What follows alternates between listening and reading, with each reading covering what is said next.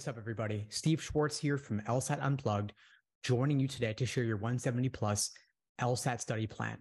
For those who don't know, at LSAT Unplugged, we offer live online classes via Zoom, small group coaching, one-on-one coaching, and on-demand video courses.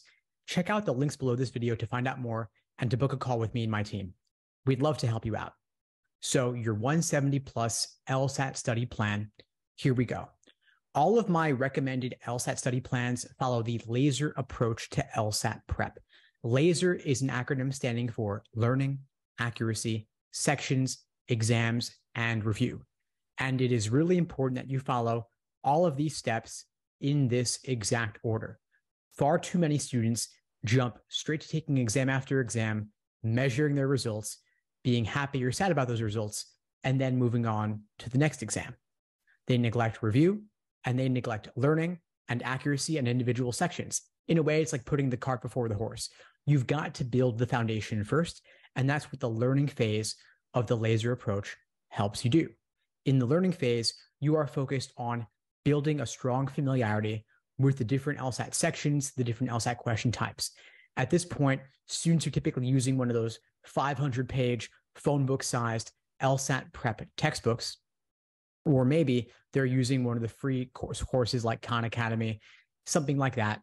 In truth, it doesn't really matter what you use to build the foundation at this point, because you're just learning, okay, logic games are on the exam, logical reasoning's on the exam, and reading comp is on the exam.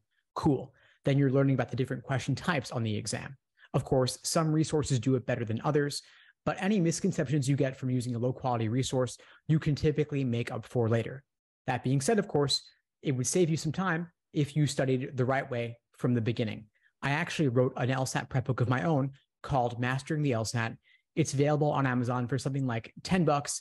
I tried to keep it as brief and concise as possible in contrast to those 500-page books.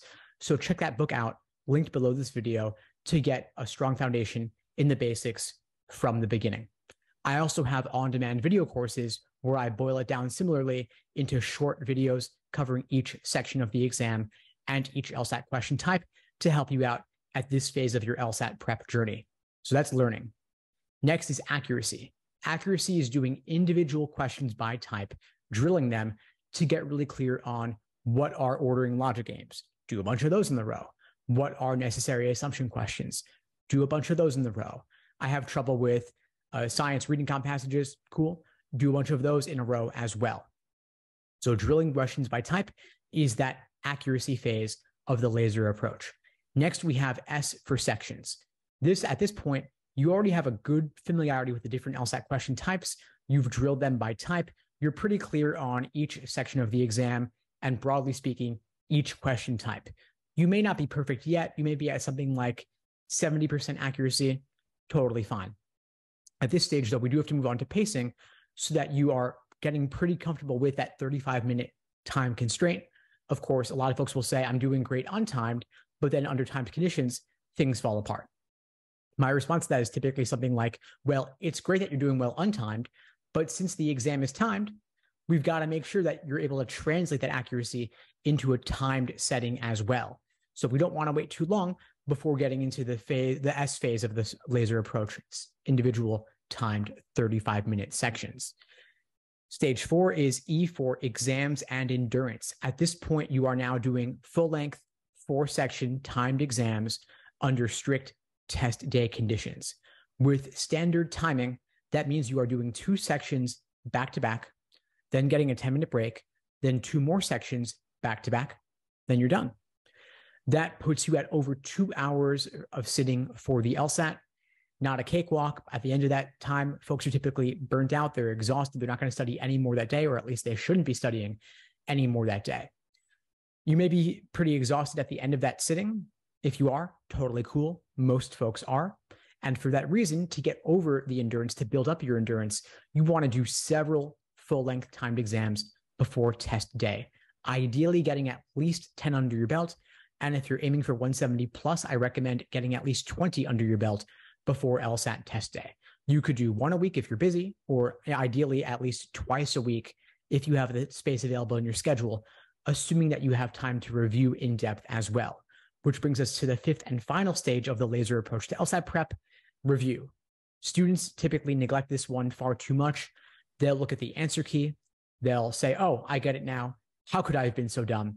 They clear it out, then they move on to the next thing. But they're not spending enough time truly learning from their mistakes. I have a framework I've developed called the Socratic review method. I integrate it into my coaching and into my courses, where we aim to show you how to review better by making sure that you are asking the right questions at every stage of your review process. So if you had trouble in logical reasoning, for example, you want to ask yourself, was my issue with this question in the stimulus, the question stem, or the answer choices? If it was in the stimulus, what threw me off? Was it LSAC's failure to include key indicator words like for the conclusion, for evidence, for sufficient conditions, for necessary conditions? Did they bury the conclusion in the middle of the stimulus? Did they use annoying words like except, unless, until, and without that are not directly sufficient condition indicators or necessary condition indicators and require a little bit of translation?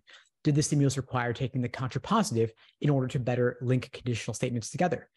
If your error was in the question stem, was it that LSAC used some confusing wording for that question stem to refer to what is actually a familiar common question stem type? Or is it that you're not clear on what exactly that question stem type is asking you to do? For example, a lot of students are confused about the difference between necessary assumption questions and sufficient assumption questions, which are in reality asking for very different things. And finally, the answer choices. You want to ask yourself, what was tempting about the wrong answer choice that made you pick it, and what ultimately makes it wrong? And what was unappealing about the right answer choice that pushed you away from it, and what ultimately makes it correct? So you have traps of encouragement towards the wrong answer and traps of discouragement away from the right answer. And with a proper review framework like the Socratic review method, you will be able to smoothly and efficiently walk through every question that gives you difficulty, every question where you're down to 2 and you picked the wrong one, every question when you guessed and got lucky, but it could have just as easily gone the wrong way. So there is a lot of work involved in the review process, a lot of time devoted to it, but this is the biggest bang for your buck you're going to get from your LSAT prep time. Rather than doing another timed exam a week, it's a lot more valuable for you to actually look at the questions that you've already done and go deeper on them. It may not be the most fun thing in the world to do, but it will be the most impactful way for you to get the biggest LSAT score increases. Now, let's talk a little bit about how to allocate your time over the course of the week. If you are working or in school, if you're working roughly, let's say 9 to 5 or 9 to 6, or you're a student in college pretty busy over the course of the day, I recommend that you put in typically on average 2 hours a day on weekdays, and then ideally 4 hours a day on the weekends. Now, if you're working full time, for example, you could spend 2 hours a day by allocating 1 hour during lunch and 1 hour in the evenings. If lunchtime is not possible, you can allocate 2 hours in the evenings, Monday to Thursday. On Friday, maybe you knock out an hour before work and an hour during lunch, or an hour in the evening before signing off for the night to relax. On Saturday and Sunday, you could allocate 4 hours by spending 9 a.m. to 1 p.m. or 1 p.m. to 5 p.m. Then you're saving up either your morning or your afternoon for other stuff. Do the same thing again on Sunday. If you can only allocate one weekend day and not the other, that's okay. But then recognize that you may want to allow a longer time frame to study for the LSAT. Instead of devoting 3 months, maybe you want to devote 5 or 6 months and study at a slower pace. Same goes for if you have big family obligations or if you're working 2 different jobs or something like that. Ultimately, everyone's LSAT prep schedule will be different depending on their obligations. And if you need to allow more time, don't be afraid to do it. In my experience, the students who get the highest LSAT scores typically study over a longer time frame at a more relaxed pace rather than trying to knock it out in 2 to 3 months. This is not an exam that you can cram for, but if you put in the time, you will get the results, provided that you study the right way. And again, I'd love to help you out. Check out the links below the video to find out more. And if you found this video helpful, please do me a favor, like the video, leave a comment, and subscribe to the channel. It really does help with that YouTube algorithm, and I really do appreciate it. In the meantime, I wish you all the best and take care. Thanks for tuning into the show. Please subscribe if you haven't done so already to be notified of new episodes as I release them, and feel free to reach out if you need anything at all as you move forward with your prep. I'm happy to help however I can. In the meantime, I wish you all the best and take care.